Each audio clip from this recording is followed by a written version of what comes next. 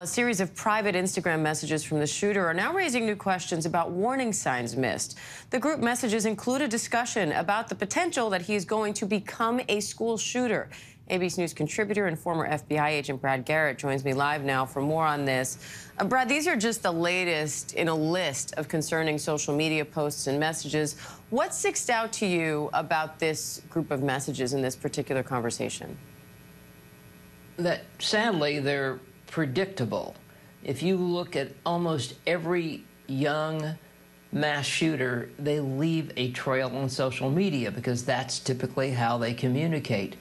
Talking about purchasing weapons, photographs with weapons, talk in very dark, violent ways that actually picks up a short time before the shooting most of the time. And so, again, law enforcement apparently didn't know about this kid in Uvalde. They sort of knew about the kid in Buffalo, but not to the extent they were really keeping track of him. So we go back to the same conversation that if we don't talk to each other, if someone of authority, and it doesn't have to be the police, but mental health, the school officials, etc., if they don't know about somebody escalating, how are they going to stop them? So when you look at things like what the shooter's schoolmates said about him, everything we're learning about his social media activity, his own mother saying she had an uneasy feeling about him at that time, should someone have seen this coming? And if so, who's to blame? So yes, somebody should have seen it coming. However, law enforcement cannot keep track, nor are they equipped to keep track of people who say hateful, awful things, or start acquiring AR-15s if you are of age and have no felony convictions, of which the shooter, the 18-year-old in Uvalde, fit all of that. So that's the dilemma. All I'm suggesting is you can't wait until you get to that final message in 20 minutes, I'm going to a school and kill people. You need to be able to at least have pieces of information. That's how school shooters have been stopped at various locations that you and I don't end up talking about because they don't make, the news cycle of a would-be kid, other kids come forward, go to a teacher, a coach, it gets to law enforcement, and they get in front of the shooter, search the house, etc. I mean, that's really our way out of this. It's not going to go away. We're always going to have to deal with it, I think, into the near future. But we have to talk to each other, and we have to encourage people. We have to get communities together.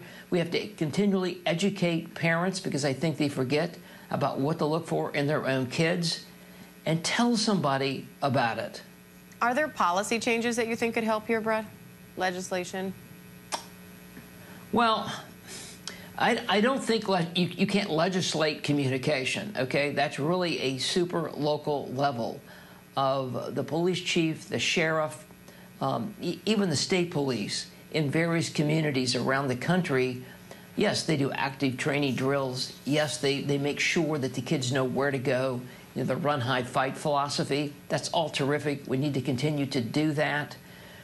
I suppose what you could legislate is not practical. I mean, are you going to ban assault weapons? I don't think so. We did it for 10 years, and they never were able to renew it. If we had more comprehensive background checks, if there were more delays potentially in buying certain weapons, maybe any sort of delay that you can put into the system may give law enforcement some extra time, like moving the purchase of assault weapons that you can buy at 18, but in some states you can't buy a handgun till you're 21. Maybe that needs to be changed. That's not going to be perfect either. We have to live with the reality of too many guns, too many millions of assault weapons out in the country, and if we don't talk to each other, we're just going to keep having this conversation. And Brad, I want to switch to the law enforcement response here, because sources say that eventually federal officers defied local authorities to finally go in and kill this gunman 77 minutes after he entered that school. And now we're hearing that students were calling 911 from inside that classroom. What's your reaction to everything we're learning so far about the law enforcement response, and where do you think things went wrong here? So it's actually incomprehensible. I mean, I can tell you, if I would have showed up at that school with some other federal agents and I knew what was going on, and you had local folks, in this case, school security people saying we're going to wait, you just have to push it and say, we're not going to wait. I've worked dozens of these. Every minute you wait, another person's going to die. Even if they don't get shot, they may bleed to death, whatever it might be. You can save a life if you go in. You might get shot. Yes, you might get shot. I've gone into a number of houses where I could have gotten shot if the guy had a gun in his hand, but he didn't, fortunately. So it's part of the job, but you have to act quickly. You can't wait when you have an active shooter situation, even if he stops shooting. For the very thing I just said, you've got to go in and save those kids that may be bleeding to death or have injuries that, if they are treated, they'll survive. And why did this go wrong? I don't know why, obviously. Supposedly, the police chief of Uvalde also was in charge of security at the school in some form or fashion. He apparently made that call. Anybody else that has any experience would have never made that call. As the director of Texas Public Safety stated a few days ago. I mean, it's just, all of us are sitting back going, what do you mean they waited? Even if they didn't have ideal equipment, figure out how to get in there. Somebody finally figured out, maybe we should go get a key.